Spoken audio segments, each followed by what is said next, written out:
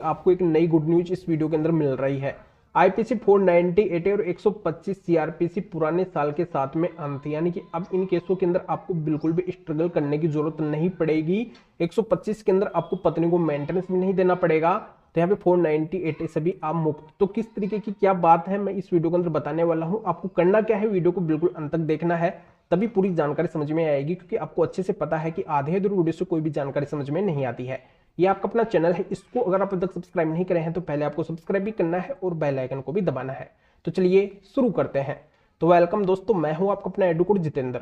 दोस्तों, अब से पहले 31/12/2023 तक आपने आईपीसी 498 और 125 सीआरपीसी के केस के अंदर बहुत ज्यादा स्ट्रगल कर लिया है, बहुत ज्यादा आपने परेशानियों का सामना करना पड़ा है। परेशानियों का सामना आपको क्यों करना पड़ा? क्योंकि आपके ऊपर झूठे केस हुए, और झूठे केस हुए तो आपकी सुनवाई किसी ने भी नहीं की। आपके मन के अंदर एक नेगेटिविटी आई कि इन केसों के अंदर पता नहीं हमारा क्या होगा, हमारी कोई भी सुनवाई नहीं कर रहा है, इन केसों के अंदर हम है जो हारेंगे।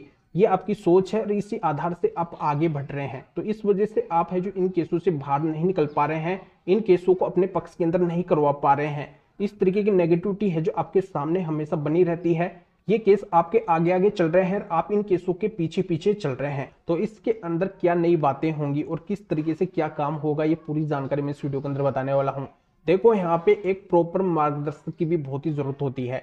कई बार क्या होता है कि पति लोगों के सामने कोई अच्छा रास्ता नहीं होता है, उनके ऊपर अगर केस हो जाते हैं तो वो पूरी तरह से डगमगा जाते हैं। उनको कोई भी ऑप्शन दिखाई नहीं देता है कि इन केसों के अंदर में क्या करना चाहिए। और जब उनको एक सही रास्ता दिखाई नहीं देता है, वो अगर गलत रास्ता पकड़ लेते हैं तो अंत में उन केसों से वो कभी भी बाहर नहीं निकल पाते हैं, उन केसों को अपने पक्ष के अंदर नहीं करवा पाते हैं। तो ऐसे अगर कोई भी केस आपके सामने है और उन केसों के अंदर अगर आपको कोई ज्ञान की आवश्यकता है कि आपके केसों के अंदर आपको करना क्या चाहिए, किस तरीके से उन केसों को आप अपने पक्ष के अंदर कर सकते हैं। देखो, फिलहाल के अंदर मेरे पास में हजारों मामले चल रहे हैं और कई सारे केसों के अंदर मैंने जीत को हासिल की है। तो एक प्रैक्टिकली एक्सपीरियंस मेरे पास में है कि आपको अपने केसों के अंदर क्या करना चाहिए। तो इस तरीके की कोई भी प्रॉब्लम आपके सामने आ रही है तो स्क्रीन के ऊपर मेरे व्हाट्सअप नंबर शो हो रहे हैं, इसके ऊपर व्हाट्सअप मैसेज करके अपॉइंटमेंट बुक करवा के डायरेक्टली मेरे से बात कर सकते हैं। अपनी समस्या का सोल्यूशन आप घर बैठे जान सकते हैं। तो ये काम आपको करना है और आगे आपको क्या करना है, 3 महत्वपूर्ण बातें मैं इस वीडियो के अंदर आपको बताने वाला हूं। तो इसमें पहली बात यह आती है कि अगर कोई भी केस हो जाते हैं या फिर कोई भी केस चल रहे हैं तो उनके अंदर आत्मविश्वास होना चाहिए। पूरी तरह से मजबूती से खड़े रहना है और खड़े इस तरीके से रहना है कि सामने वाले के हाथ पैर फूल जाए। उसके मन के अंदर ये बात पूरी तरह से फिक्स कर देनी है। आपको एक निडर साहसी होकर उस केस के अंदर मजबूती से खड़े रहना है और एडवांस में आपको अपनी मजबूती वहां पे दिखानी है। इस तरीके से अगर आप वहां पे मजबूती दिखाएंगे तो श्योरली वो रिजल्ट अंत के अंदर आपके पक्ष के अंदर ही आएगा। इस बात को आप नोट कर लेना। दूसरी बड़ी बात क्या है, जिसने आपके ऊपर केस किया है उसके खिलाफ आपके पास में एक बहुत ही मजबूत सबूत होना बहुत ही जरूरी है। एक ऐसा एविडेंस आपके पास में होना चाहिए जिसके अंदर वो पूरी तरह से गलत दिखे और कोर्ट के सामने उस एविडेंस को पेश करके उसको आपको गलत दिखाना है। इस चीज के ऊपर आपको मेन फोकस बना लेना है कि वो सबूत आपसे चाहे कैसे भी बने पर वो सबूत आपको बनाना है।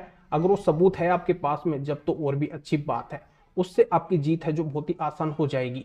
और तीसरा काम आपको यह करना है कि जो मामला आपका है उससे मिलता हुआ माननीय सुप्रीम कोर्ट या फिर हाई कोर्ट का जजमेंट आपके पास में होना चाहिए। उस जजमेंट के आधार पे आपको कोर्ट को कन्विंस करना है, समझाना है कि देखो सर, ये सेम मेरा जैसा मामला है, इस मामले के अंदर पति के पक्ष के अंदर कोर्ट ने रिजल्ट दिया है तो मेरे पक्ष के अंदर भी ये रिजल्ट आना चाहिए, क्योंकि यहाँ पे मेरी गलती नहीं है और सामने वाले के पास में मेरे खिलाफ कोई भी सबूत नहीं है। उसने ये साबित नहीं किया है कि मैंने उसके साथ में गलत किया है, तो फिर मैं गलत क्यों हूं? मैं गलत नहीं हूं, मैं इस केस से मुक्त हूं और मुझे इस केस से बाहर किया जाए। तो इस तरीके से मजबूती से आपको पेश आना है। आपसे पहले 31/12/2023 तक जो होना था सो हो गया। उन केसों के अंदर आपसे कितना भी स्ट्रगल किए हों, टाइम निकलना था जो निकल गया, पर अब आपको नई शुरुआत करनी है।